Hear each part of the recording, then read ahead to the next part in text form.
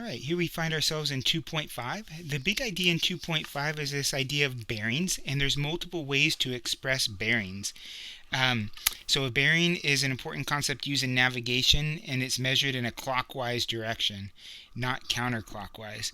And so um, bearings are always from due north. So if we look at the 33 degrees, right, you can make that bigger, that's nice. 33 degrees, if that's the bearing, if they say the bearing is 33 degrees, it's always from due north, and it's 33 degrees off of due north. It would be heading in that direction. So 164 degrees, always from due north, not from the x-axis, but from the positive y-axis, and we're always moving in a clockwise direction. And so here would be 90 degrees, and here would be 180 degrees. We're in between there, right? We're at 164. So this is 164 degrees, just to show that out. 229 degrees, well, that's more than 180. It's always off of due north, so it's going to rotate more than halfway around, but not quite to the 270 mark, so it's going to be off this way, where it's 229 degrees. So if a ship's going at a bearing of 229, they're headed in this southwest direction. At 164, they're heading in a southeast direction, right? And if it's 33 degrees, they're headed in a northeast direction. It's 304 degrees.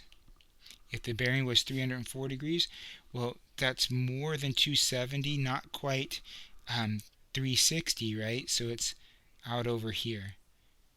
304 degrees, right? And so I want you to have an idea of bearings. It's going to come up in some problems. They'll maybe have us draw a few in the homework.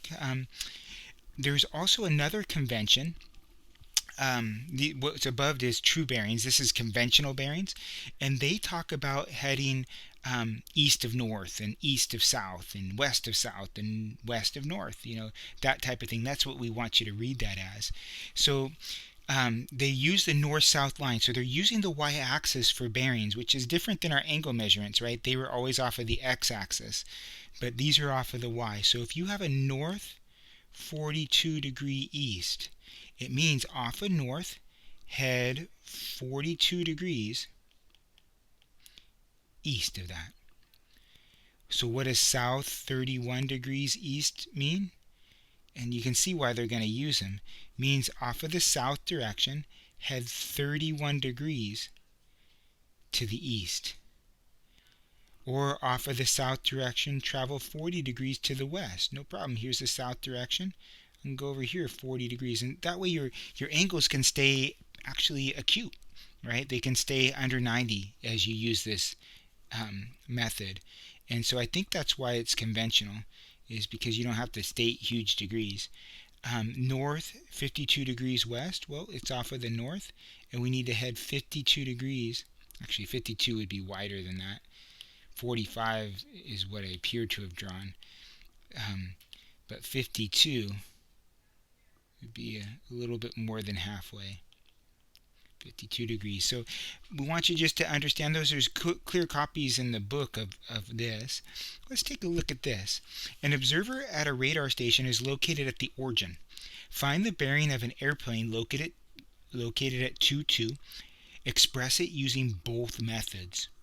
Okay, no problem. So let's draw a picture. Now this is related to homework problem, in this case problem number 12. And let's go ahead and draw. We know where 22 is, no problem. And we're headed in this direction. And they want to know, well, what is that? Well, what degree would that be? No problem.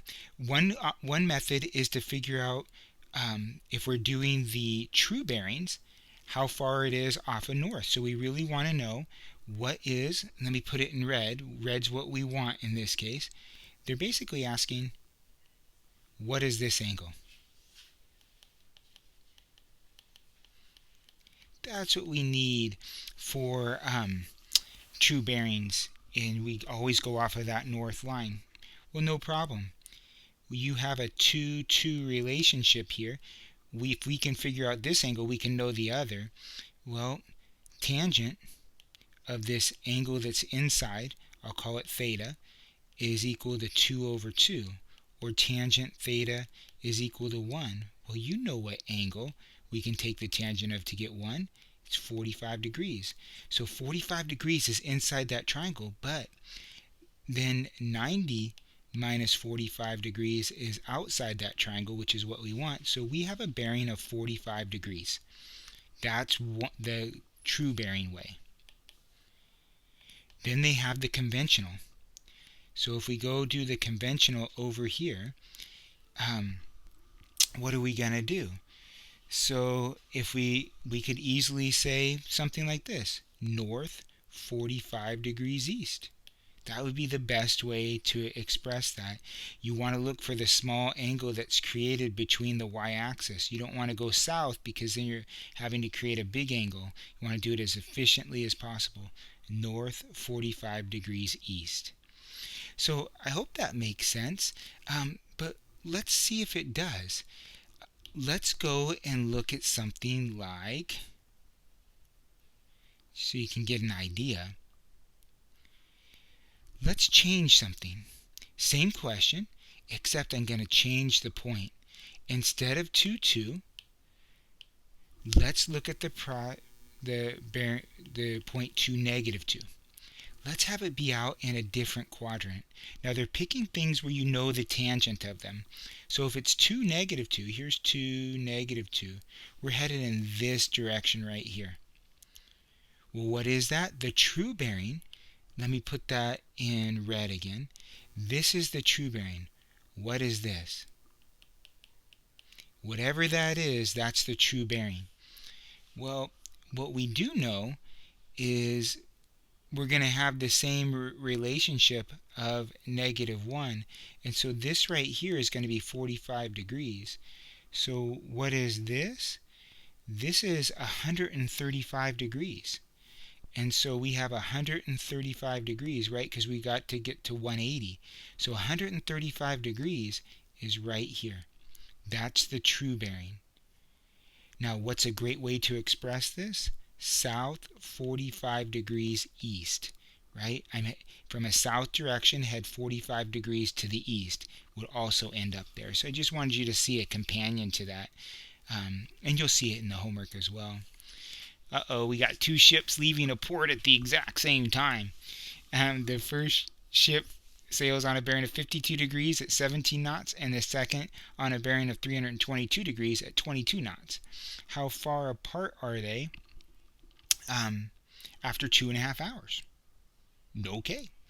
We just have to draw a picture and keep everything straight. They are going to be big problems, but that's why you're taking this big major, right? You're signing up for a big major because you want to be able to think this way. So here we go. We start with the picture of what's going on. We have two ships. One's heading at a bearing of 52 degrees. So we head 52 degrees off of north, and we are heading in this way. Okay, that is the first ship, so I'll call it ship A. And it's traveling, like it says, at 17 knots. We'll get to that. The second is on a bearing of 322. So 322 is a long ways around. It's more than 270. It's almost 360. It's way over here. That's ship B. And it's traveling at 300 and... I'm sorry. I said traveling at... So it's at 332. So that's ship B. And what do they want us to find? Let me put in red what they want us to find. They want to know this distance right here. 2.5 hours into it. Okay, 2.5 hours, what's this x? Well, in 2.5 hours, how far is ship A gone? No problem. So ship A, remember, distance is equal to rate times time. So the distance traveled by ship A, it's going at 17 knots. And it's doing that for 2.5 hours. And so the distance it travels is 42.5. That's how far it's traveled. And they're nautical miles. That's what knot stands for. So this is a speed. It's a nautical knot per hour. A nautical mile per hour. Apologize. And so this right here is 42.5. Let me just write it in there. That's the length of that line. What's the length of this other line? No problem. For ship B, distance is equal to rate times time. It's traveling at 22 knots for 2.5 hours, so it's farther out. Makes sense. And what are we going to get out of that? We're going to get a nice 55. Perfect. So we got two sides of this triangle that are here. And so how do we figure out what to do? Well, we got a little bit of a problem. We have a huge problem unless a miracle works out. And so let's see if a miracle works out. So the huge problem that we're going to have is we can't use any of our trig relationships. We can't even use the Pythagorean theorem unless we know this is a right triangle. And if it's not a right triangle, well, we don't know what to do yet. We'd have to use something like the law of sines or the law of cosines, and it's a different process. I was going to say a more lengthy process. It's not necessarily more lengthy. So let's see something, though. Did they create a miracle? Did they give us the perfect math problem? What's this angle right here? Let's find out what that angle is. So if we go to find out what that angle is, let's remember something. I'll put it in red.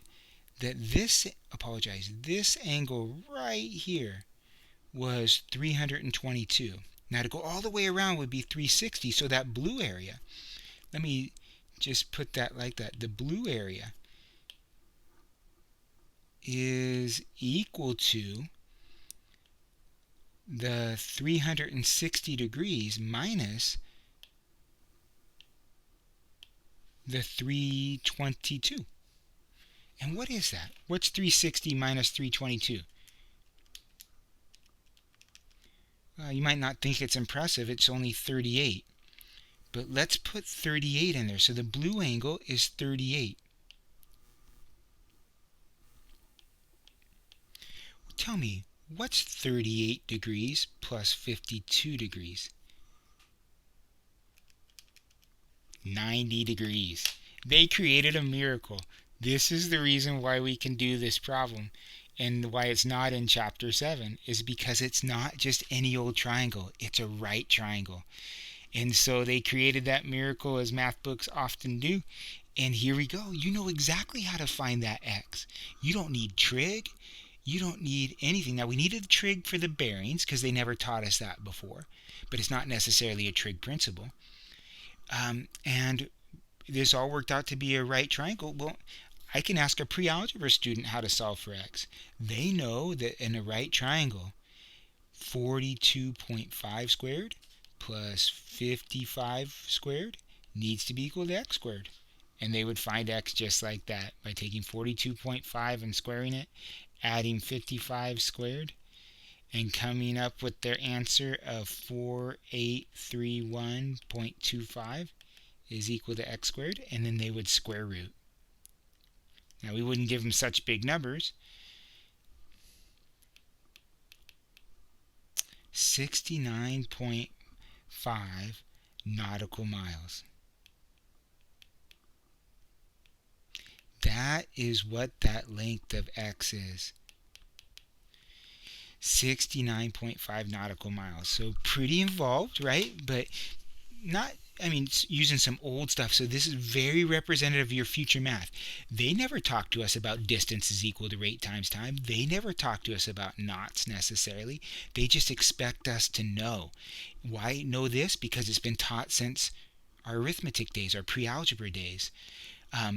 Expecting us to be able to solve a right triangle where two sides are known.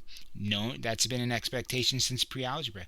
They will not necessarily reteach the old stuff. They'll just bring it up in context. And so now we got Debbie Glockner-Ferrari, a whale researcher, is watching a whale approach directly towards a lighthouse. When she first begins watching the whale, the angle of depression to the whale is 15 degrees 50 minutes. Just as the whale turns away from the lighthouse, the angle of depression changes to 35 degrees 40 minutes. If the if the height of the lighthouse is 68.7 meters, find the distance traveled by the whale as it approached the lighthouse. Okay, this is a very common problem. And so we want to draw a picture. It comes in varying forms, and it's going to be involved. So hang with it as we go through here. We're going to need all of this space. So the first part that we're going to do is come over here and draw our picture. So what do we have?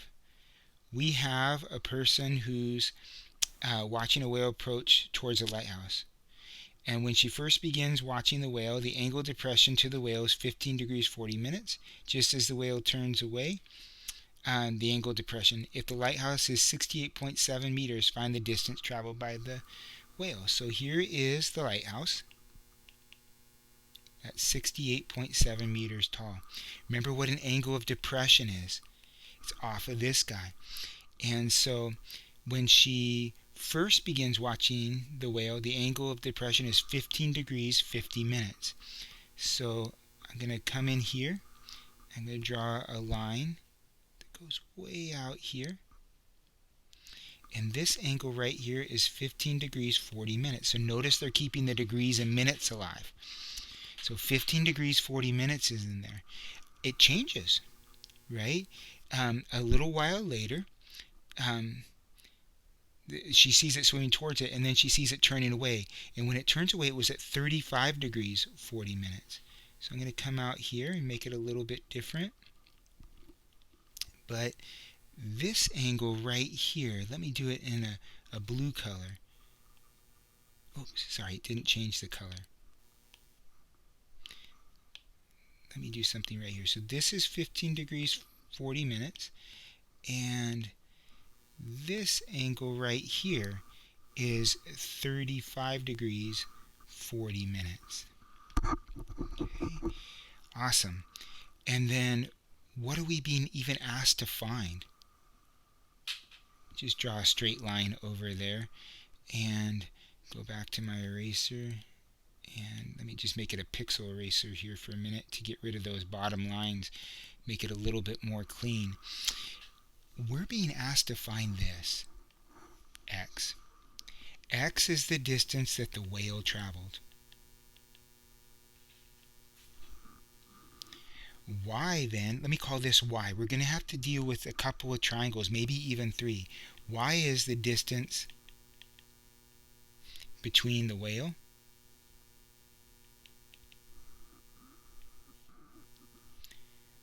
between the tower and the churning whale, right? The tower and the churning whale. So yes, you're going to be expected to do this, and now we got to creatively figure out how in the world are we going to come up with x. What can we get out of this stuff that's going to be able to help us out? And so we need to figure out how in the world we can use this 68.7. And so what angle would we need to be able to identify? We need to be able to identify maybe this angle right down here. Do you happen to see what that would be? You could use an old technique, or we could just keep doing good stuff, right? Let's talk ourselves through this. Now, what I mean by good stuff is just crank it out. So there's always more than one way to approach a problem. I really want to know what this angle is right here, or this one right here. Either one would help me out. But I focused on the bottom one. I'm not sure why. It doesn't necessarily matter. Maybe it does, as I think about it a little bit more, but that's the one I want to find. Well, you have two parallel lines being cut by a transversal. This angle right here has to be the same 35 degrees 40 minutes. That could be some person's argument. Another person might say, well, I would find the makeup from here to here by taking 90 away from it, but then you'll quickly find out this is the same angle because these two angles have to add up to be 90. And so through either argument, we know that this is 35 degrees 40 minutes. Sound all right? So there's a few ways to find it. So let's talk about this. We got the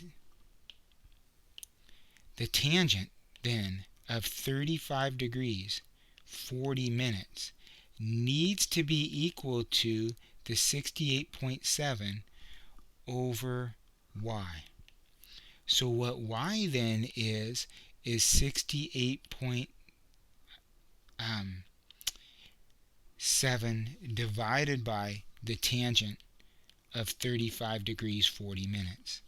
Right? If you picture that movement, moving the y over to this side, bringing the tangent back, that's what it would be. So let's find out what y is. 68.7 divided by tangent of 35 degrees plus 40 divided by 60. We've done that before. And we get a 95.7. We'll keep the same area. And I've watched books not degrees, 95.7 feet, right? Is everything in feet? 95.7 meters, sorry, everything's in meters. So I've watched some books actually not figure that number out, just keep that in mind. So we want to know what x is. Well, we're never going to be able to work with that x. If you look at, let me shade it in. Actually, let me use this to shade it in. If you look at this triangle right here, right, this guy right here, we're never going to be able to work with that lone triangle. And the reason why is there's no right angle in it. We want to have triangles with right angles. So what we're going to look at right now is the big triangle. Let me highlight the big triangle. We're going to look at the big triangle because that has a right angle in it. So let's talk about that. What's this angle? What's this angle right here? Well, it's got to be, these are two parallel lines. Here's two parallel lines, the base of the triangle and the horizontal being cut by a transversal. This has to be 15 degrees 40 minutes. So we know the tangent of 15 degrees 40 minutes needs to be equal to the 68.7, that's on that side of that triangle, all over y plus x. Or, no, darn, sorry about that.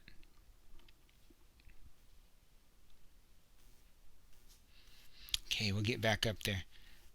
It's too exciting not to get back to. Okay, you can see the stuff that we're going to get into.